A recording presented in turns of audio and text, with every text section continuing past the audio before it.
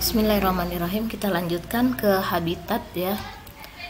Jadi habitat ya, jadi banyak spesies kecoa di seluruh dunia, beberapa diantaranya berada di rumah. Jadi ada di slide pertama kita ada membahas sekitar 3.500 spesies. Jadi beberapa diantaranya ada di rumah ya, di rumah, restoran, hotel, rumah sakit, gudang, kantor, dan perpustakaan. Ya, jadi walaupun rumah baru tinggal itu biasanya nanti dia telurnya kadang terbawa ya, kecoa-kecoa kecil itu terbawa di antara buku-buku misalnya ya. Nah, itu dia akan berkembang biak di rumah baru, atau lemari kita bawa ya, namanya kita pindahkan lemari kayu dan segala macam, kita pindah bawa ke rumah baru juga dia ikut terbawa. Kebiasaan hidupnya. Nah, kecoa kebanyakan terdapat di daerah tropika yang kemudian menyebar ke daerah subtropika atau sampai ke daerah dingin. Jadi di daerah dingin juga itu ada kecoanya gitu ya. Cuman dia lebih lama berkembangnya daripada seperti di daerah kita yang tropik. Nah, ini mengotori makanan manusia, berbau tidak sedap. Ya, kita lanjut. Kebanyakan kecoa dapat terbang ya karena mereka mempunyai sayap ya. Tetapi ada juga golongan yang berlari cepat. Jadi kalian pernah jumpa dengan kecoa, baru kita bergerak sedikit dia lari cepat ya, dapat bergerak cepat. Aktifnya di malam hari. Metamorfosa tidak lengkap. Kerusakan yang ditimbulkan oleh kecoa yang relatif sedikit, tetapi ada kecoa menunjukkan bahwa sanitasi di dalam rumah bersangkutan kurang baik ya. Jadi kalau terlalu banyak kecoa, nanti kita cara pengendaliannya ya. Kita lanjut dulu. Nah, ini hubungan berbagai kecoa ini dengan berbagai penyakit belum jelas, tetapi yang menimbulkan gangguan cukup serius karena dapat merusak pakaian. Karena ada kotoran ya, merusak pakaian, buku-buku, dan mencemari makanan. Kalau dilihat di buku-buku itu ada bintik-bintik warna hitam, nah itu kotoran kecoa ya. Nah, ini kemungkinan dapat menularkan secara mekanik. Jadi karena kecoa itu suka di tempat yang kotor ya, di tempat sampah ya, di kamar mandi, di WC dan sebagainya. Nah, itu jadi protozoa penyebab disentri ya. Kemudian ada virus, jamur juga ya. Itu telur cacing tuh melekat di tubuhnya kecoa. Nah, ini yang periplaneta itu menghasilkan 30 kapsul ya, dan peletakannya sampai setiap 5 hari sekali.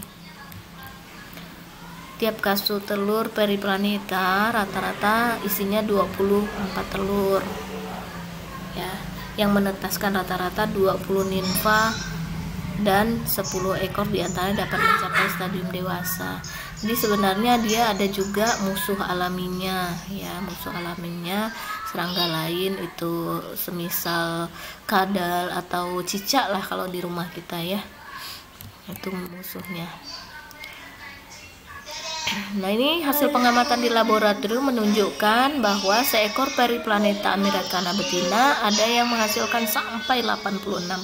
Jadi diternakan di laboratorium itu bisa sampai 86 kapsul telur ya, bayangkan, dan peletakannya rata-rata 4 hari. Jadi cepat sekali dia perkembangbiakannya ya. Ini yang Nostylopyga rombifolia, ini betina selama hidupnya ada yang dapat menghasilkan 66 kapsul telurnya. Nah ya, bayangkan. Oke. Jadi ini sebenarnya sudah selesai materinya. Jadi ada tugas ya untuk kalian. Kalian harus dapat membedakan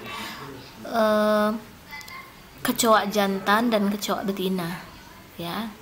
Jadi tugas pertama adalah kalian cari gambarnya di Google, cari perbedaan jantan dan betina pada kecoa. Ya, kecoa Periplaneta americana,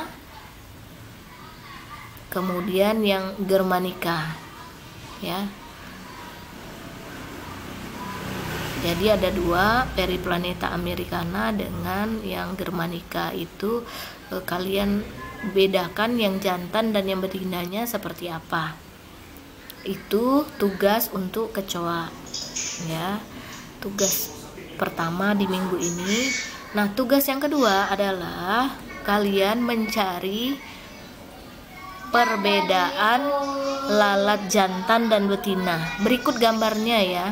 Jadi untuk membedakan jantan dan betina pada lalat, kalian harus mencari gambarnya ya, sehingga nampak jelas jantan dan betinanya. Ya. Kemudian yang ketiga adalah mencari perbedaan jantan dan betina pada nyamuk. Ya, pada nyamuk jantan dan betina. Ya. Jadi ada 3 tugasnya. Kecoa mencari jantan dan betinanya dengan spesies Periplaneta americana dengan germanica. Kemudian yang kedua mencari perbedaan jantan dan betina pada lalat. Kemudian yang ketiga mencari perbedaan jantan dan betina pada nyamuk. Ya, jadi nyamuk itu sama spesiesnya sama. Spesiesnya apa saja itu sama jantan dan betinanya.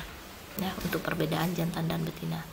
Oke, saya kira cukup sekian dan jelas ya tugasnya. Tugasnya nanti dikirimkan, boleh secepatnya hari ini, boleh juga paling lambat minggu depan. Ya, demikian yang dapat saya sampaikan. Terima kasih atas perhatiannya. Pesan untuk hari ini, selalu berbuat baik, jangan pernah berbuat jahat pada orang lain, dan bantu ibu dan ayah di rumah, karena kalian juga kan ngendonnya di rumah ya. Terima kasih. Assalamualaikum warahmatullahi wabarakatuh.